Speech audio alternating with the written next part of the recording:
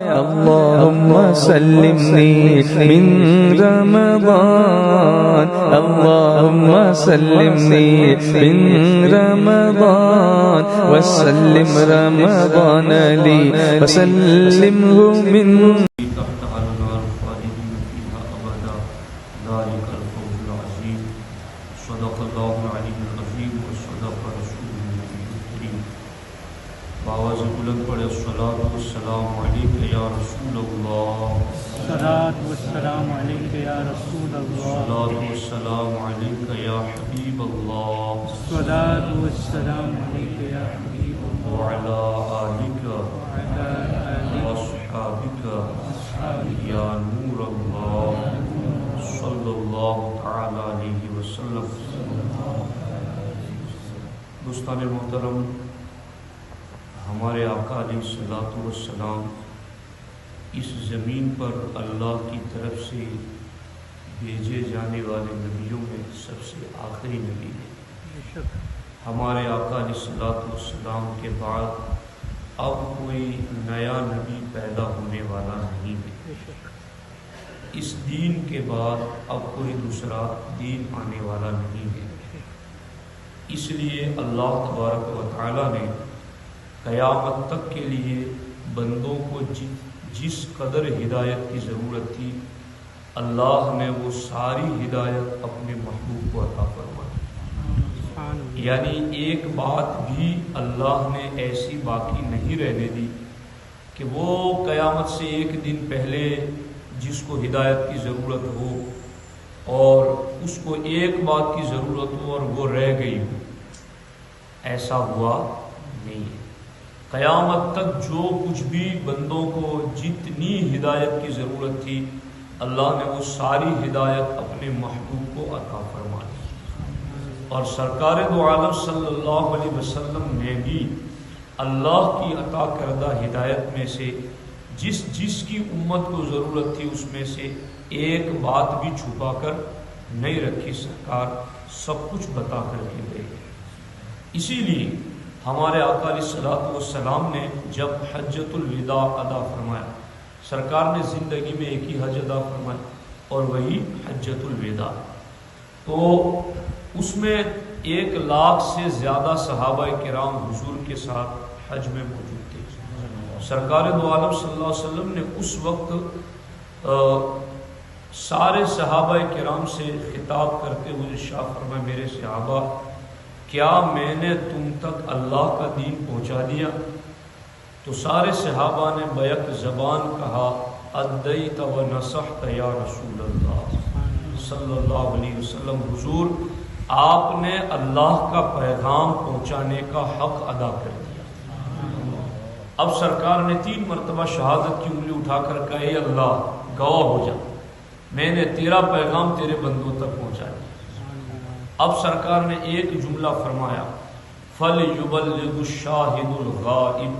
اے میرے صحابہ، اللہ کا پیغام تم تک پہنچانا میری ذمہ داری تھی. اب جو کچھ اللہ کا اور میرا پیغام میں نے تم تک پہنچایا، آگے قیامت تک امت تک پہنچانا یہ تمہاری ذمہ داری ہے. صحابہ کرام نے بھی پھر اس ذمہ داری میں کوئی کمی نہیں رہ گئی. اب یہ اصل بات ہے جہاں میں پہنچ گیا کہ صحابہ کرام انصار و مہاجرین ہو یا اہل بیت اطہار ہو، ہم تک قرآن اور سنت کا جو بھی پیغام پہنچا ان دونوں واسطوں ہی سے پہنچا. یا تو صحابہ کے ذریعہ پہنچا یا اہل بیت اطہار کے ذریعہ پہنچا. یہی 2 ذریعے ہیں جن کے ذریعہ ہم تک قرآن بھی پہنچا، سنت بھی پہنچی اور باقی پورا دین پہنچا. تو یہ گروہ صحابہ کرام کا، اہل بیت اطہار کا ایسا گروہ ہے کہ اللہ نے قرآن میں فرمایا وَيُزَكِّيهِمْ، کہ میرے محبوب نے قرآن کی آیتیں پڑھ کر کے ہر صحابی کے باطن کو پاک اور صاف کر دیا. سبحان اللہ. کوئی صحابی گنہگار نہیں. اور یہی اہل بیت اطہار کے بارے میں. اور ان میں سے کسی ایک کو بھی گنہگار ماننا، فاسق ماننا، یہ پورے دین کی بنیاد کو ڈھا دینے کے برابر ہے۔ کیونکہ اگر ان صحابہ اور اہل بیت میں سے کسی ایک کو بھی کوئی فاسق مانے تو اس کا سیدھا مطلب قرآن کی آیتوں پر اعتراض، کہ قرآن میں اللہ کہتا ہے کہ میرے محبوب نے تو ان کو پاک کر دیا ہے، اور معاذ اللہ رب العالمین یہ پاک نہ ہوئے، تو سیدھا قرآن پر اعتراض۔ اور قرآن میں بے شمار مقامات پر رب نے فرمایا، جیسے وَكُلًّا وَعَدَ اللَّهُ الْحُسْنَى، سارے صحابہ سے اللہ نے جنت کا وعدہ فرما لیا، رضی اللہ عنہم ورضوا عنہ، سارے صحابہ سے اللہ راضی اور وہ اللہ سے راضی۔ تو صحابہ کرام رضوان اللہ تعالی علیہم اجمعین عادل اور ثقہ ہے، ہمارے نبی علیہ السلام نے فرمایا، اور یہ اصول ہے الصحابۃ کلہم عدول، کہ جتنے بھی صحابہ ہیں وہ سارے کے سارے عادل اور انصاف کرنے والے۔ سمجھ آ رہی ہے کہ نہیں آ رہی؟ اب یہ باتیں میں کیوں عرض کر رہا ہوں؟ اس لیے کہ کلمہ پڑھنے والوں میں دو گروپ ہیں، ایک تو وہ ہیں جن کو خوارج کہا جاتا ہے، خارجی، اور ایک وہ ہیں جن کو روافض یعنی رافضی اور شیعہ کہا جاتا ہے، اور یہ دونوں ہی جہنمی ہیں، بالیقین یہ دونوں جہنمی، بالیقین یہ دونوں جہنمی، کیونکہ خارجی وہ ہیں کہ جنہوں نے حضرت مولا مرتضیٰ رضی اللہ تعالیٰ عنہ پر شرک کا الزام لگایا، اور مولا علی کو معاذ اللہ انہوں نے کافر کہا۔ خارجی وہ ہیں جنہوں نے حضرت امام حسین رضی اللہ تعالیٰ عنہ کو باغی لکھا، تو یہ بھی قرآن پر اعتراض ہوا، یہ بھی حضور کے فرمان پر اعتراض ہوا۔ اور رافضی کون ہے؟ معاذ اللہ رب العالمین جنہوں نے ابو بکر و عمر اور عثمان کو معاذ اللہ کافر کہا، حضرت امیر معاویہ اور حضرت ام المومنین ماں عائشہ صدیقہ کو انہوں نے الزام لگائے۔ تو صحابہ کرام پر اعتراض کرنے والے وہ بھی جہنمی ہیں، اور اہل بیت اطہار پر اعتراض کرنے والے یہ بھی جہنمی ہیں۔ سچے کون ہیں؟ سچے وہ ہیں اہل سنت کا ہے بیڑا پار، اصحاب حضور نجم ہے اور ناؤ ہے اطرت رسول اللہ۔ ہمارے لیے صحابہ کرام ہدایت کے ستارے ہیں، اور اہل بیت اطہار نجات کی کشتی ہے۔ اہل سنت وہ خوش قسمت گروہ ہے جو اہل بیت کی پاک کشتی میں بیٹھ کر صحابہ جیسے ستاروں سے ہدایت حاصل کر رہے ہیں۔ تو اس لیے یہ اس آیت مبارکہ میں انصار اور مہاجرین صحابہ کرام کی شان بیان کی۔ اب یہاں ترجمہ میں عرض کر دیتا ہوں صرف، اور اس کے بعد ایک حدیث شریف پڑھتا ہوں۔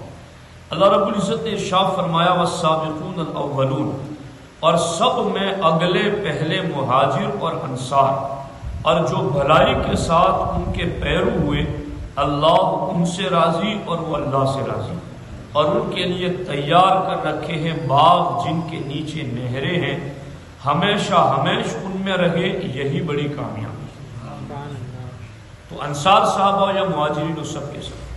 اب معاملہ کہاں ڈسٹرب ہوتا ہے؟ معاملہ وہاں ڈسٹرب ہوتا ہے کہ رافضی جو ہے نا، شیعہ، وہ یہ کہتے ہیں کہ مولا مرتضیٰ رضی اللہ تعالیٰ عنہ کا پہلی خلافت کا حق تھا، اور معاذ اللہ سارے صحابہ نے اہل بیت پر ظلم کرتے ہوئے ابو بکر صدیق کو پہلا خلیفہ بنا دیا۔ اب سرکار تو ادھر یہ فرماتے ہیں کہ سارے صحابہ اللہ فرماتا ہے جنتی ہے، ساروں سے اللہ راضی ہے، اور ان کا جو فیصلہ ہے وہ حق ہے، تو سارے صحابہ جس چیز پر اتفاق کر لینا وہ فیصلہ غلط ہو ہی نہیں سکتا۔ آج مسجد میں اگر تراویح میں قرآن پڑھا جائے اور ایک آیت ادھر ادھر ہو جائے تو پیچھے آج 1400 ساڑھے 1400 سال بعد بھی ایسے لوگ پیچھے کھڑے رہتے جو ایک آیت تو کیا ایک لفظ بھی ادھر ادھر نہیں ہونے دیتے۔ اور یہ رابضی کیا الزام لگاتے ہیں کہ ابو بکر صدیق نے قرآن جمع کیا اور عثمان غنی نے اس کو کتابی شکل میں جمع کیا، تو انہوں نے قرآن کو گھٹا بڑھا دیا۔ یہ رابضی لوگوں کا یہ عقیدہ ہے کہ انہوں نے قرآن کو گھٹا بڑھا دیا۔ تو قرآن تو کہتا ہے کہ اللہ قرآن کی حفاظت کرنے والا ہے، تو کون ہے جو گھٹا بڑھا دے؟ آج 1450 سال بعد کوئی ایک آیت آگے پیچھے نہیں کرنے دیتا تو صحابہ کرام قرآن گھٹانے بڑھانے دیں گے؟ سمجھ آ رہی ہے کہ نہیں آ رہی؟ مگر یہ ان کا بھونڈا اعتراض، اور اس طرح سے صحابہ کرام کی اجماع پر اعتراض، اور دوسری طرف خارجیوں کا اہل بیت اطہار پر اعتراض۔ مگر الحمدللہ ہم اہل سنت ہمارے لیے دونوں ہی ہدایت ہے، چونکہ ہمارے لیے قرآن اور دین پہنچا ہے تو ان کے ذریعہ پہنچا ہے۔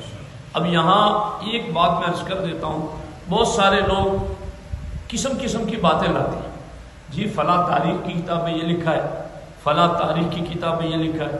میں نے کہا تمہیں تاریخ پر ایمان لانے کے لیے کہا گیا یا قرآن پر ایمان لانے کے لیے کہا گیا؟ سمجھ آ رہی ہے نہیں آ رہی؟ میں آپ کے سامنے سب سنابل شریف کی ایک حدیث پڑھ رہا ہوں، میر عبدالواحد بلگرامی رحمۃ اللہ علیہ کی لکھی ہوئی، اور بعض علماء نے اسی ایک کتاب کی بنیاد پر انہیں مجدد کہا ہے، اتنی پائے کی کتاب، اور اعلیٰ حضرت لکھتے ہیں کہ یہ کتاب بارگاہ رسالت میں مقبول کتاب ہے، اس میں سرکار کا فرمان ذکر کیا گیا۔ یہ ہزاروں سوالوں کا جواب ہے، اگر آپ نے یاد رکھا تو کوئی رابضی کسی ایک صحابی پر بھی اعتراض کرنے والا آپ کے سامنے ٹک نہ سکے گا۔ اور میں نے الحمدللہ کئی جگہ پر اس جواب کی وجہ سے کئی جو رابضیت کی طرف جا چکے تھے، بحمدہ اللہ تعالی میں نے ان کو واپس پھر سنیت کی طرف لایا۔ اب دیکھو یہ حدیث پاک، ہمارے نبی فرماتے ہیں اذا رویتم بالحدیث فعلیکم بالقرآن ان کان موافقا فاقبلوہ والا فردوہ۔ ہمارے نبی علیہ السلام فرماتے ہیں کہ میری امت اگر کوئی میری حدیث لے کر تمہارے پاس آئے تو تم اس کو آنکھیں بند کر کے قبول مت کر لینا۔ فعلیکم بالقرآن، وہ میری بات کہہ کر جو لے کر کے آ رہا ہے اس کو قرآن کے سامنے رکھنا، قرآن کے ترازو پر پرکھنا۔ ان کان موافقا، اگر وہ جو میری حدیث کا نام لے کر بات لے کر آ رہا ہے اگر قرآن سے میچ ہو جائے تو اس کو قبول کرنا، اور اگر قرآن سے میچ نہ ہو فردوہ، سرکار فرماتے ہیں میں تمہارا نبی تمہیں بتا کر جا رہا ہوں اس کو چھوڑ دینا۔ سمجھ آ رہی ہے نہیں آ رہی؟ اب ایک طرف کہا جا رہا ہے کہ ابو بکر صدیق نے معاذ اللہ ظلم کیا، عمر نے ظلم کیا، عثمان غنی نے ظلم کیا۔ اب ایک تاریخ میں کہیں لکھا ہوا ہوگا دور، مگر قرآن کیا کہتا ہے کہ سب سے بڑا متقی اگر امت میں کوئی ہے تو وہ ابو بکر صدیق ہے۔ جی قرآن کیا کہتا ہے؟ اے نبی آپ کے لیے اللہ کافی ہے اور عمر کافی ہے۔ جی عثمان کے بارے میں کیا کہتے ہیں؟ سرکار فرماتے ہیں میری 100 بیٹیاں بھی ہوتی اور یک کے بعد دیگر عثمان کے نکاح میں انتقال کرتی، میں اپنی 100 بیٹیاں ان کے نکاح میں دے دیتا۔ جی تو ایک طرف قرآن اور حدیث یہ کہہ رہا ہے اور دوسری طرف تاریخ یہ کہہ رہی ہے، تو تاریخ کا ٹکراؤ سرکار فرماتے حدیث کے ساتھ ہو تو تمہیں تاریخ کو، سرکار نے فرمایا کہ میرا فرمان میری حدیث کا ٹکراؤ اگر قرآن کے ساتھ ہو تو تمہیں میری حدیث چھوڑ دینا ہے۔ تو جب تاریخ کا ٹکراؤ قرآن کے ساتھ ہوگا تو اس تاریخ کو کیسے مانا جائے گا؟ اس تاریخ کو چھوڑا جائے گا اور قرآن کو مانا جائے گا، چونکہ تاریخ ہمیشہ بادشاہوں کے دباؤ میں لکھی جاتی ہے۔ جس دور میں جو بادشاہ تھا اس کے مناصب اور مناقب میں لکھی گئی تاریخی، مگر قرآن تو ہر دور میں یہی رہا، قرآن کا ایک زبر زیر بھی نہ بدلا جا سکا۔ تو اس لیے اب کوئی بھی آپ کے سامنے تاریخ لے کر آئے، تبری میں یہ لکھا ہے، ابن خلدون میں یہ لکھا ہے، فلاں میں یہ لکھا ہے، فلاں میں یہ لکھا ہے، ان ساروں سے کہو کہ تو تاریخ مانے گا یا قرآن مانے گا؟ قرآن کیا کہتا ہے؟ قرآن کہتا ہے والذین تبوؤا الدار والایمان، سارے صحابہ وہ ہیں جنہوں نے ایمان کو اپنا گھر بنا لیا۔ قرآن کیا کہتا ہے؟ وَلَٰكِنَّ اللَّهَ حَبَّبَ إِلَيْكُمُ الْإِيمَانَ وَزَيَّنَهُ فِي قُلُوبِكُمْ، اللہ تعالیٰ فرماتا ہے ہم نے سارے صحابہ کے دلوں میں ایمان کو سجا دیا ہے۔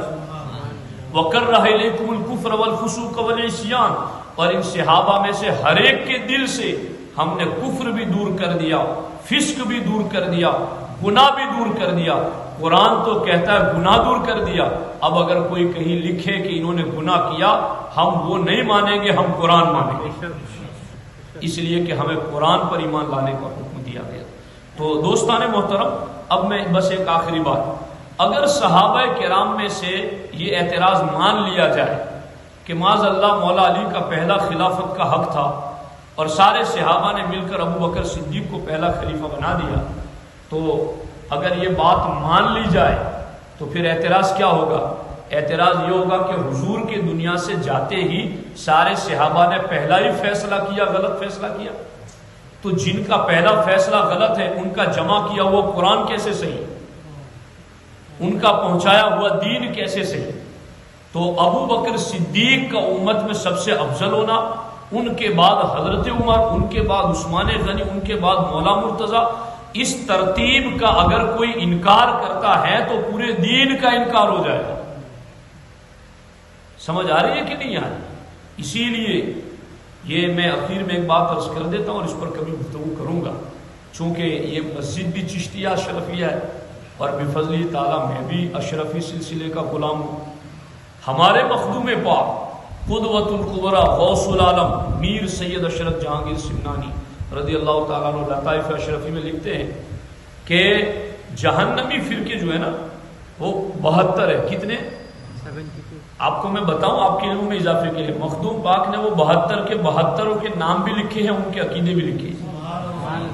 یہ آج کہیں آپ کو ایسے جعلی بناوٹی صوفی ملیں گے جو یہ کہیں گے یار ہم تو صوفی مشرب رکھتے ہیں، ہم کسی کو کچھ نہیں کہتے، تو مخدوم پاک سے بڑا صوفی ہے؟ جی کون سا تصوف تم نے پڑھا ہے؟ ہم نے تصوف پڑھا ہے داتا گنج بخش علی حجویری سے، ہم نے تصوف پڑھا ہے سرکار غوث الاعظم دستگیر سے، ہم نے تصوف پڑھا ہے سرکار مخدوم پاک سے۔ ان بزرگوں نے کتابوں میں لکھا ہے کہ تصوف کیا ہے۔ مخدوم پاک نے 72 کے 72 جہنمی فرقوں کے نام بھی لکھے، ان کے عقیدے بھی لکھے۔ ان میں سرکار مخدوم پاک رضی اللہ تعالیٰ عنہ نے جو بنیادی طور پر مخدوم پاک نے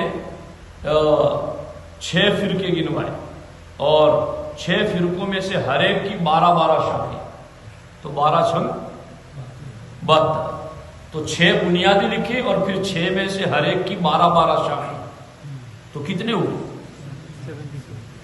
گणت بہت کچا لگ رہا ہے آپ لوگوں کو۔ 12 چھنگ 72، تو 72 کے 72 کے نام لکھے مخدوم پاک، اور مخدوم پاک نے رابضیوں کے جو 12 فرقے لکھے نا، ان میں 10ویں نمبر پر مخدوم پاک نے لکھا جو لوگ حضرت عائشہ صدیقہ پر اعتراض کرتے، جو لوگ حضرت امیر معاویہ پر اعتراض کرتے، سرکار مخدوم پاک کہتے ہیں وہ سنی نہیں، وہ رافضیوں کا 10واں فرقہ لائنیہ ہے۔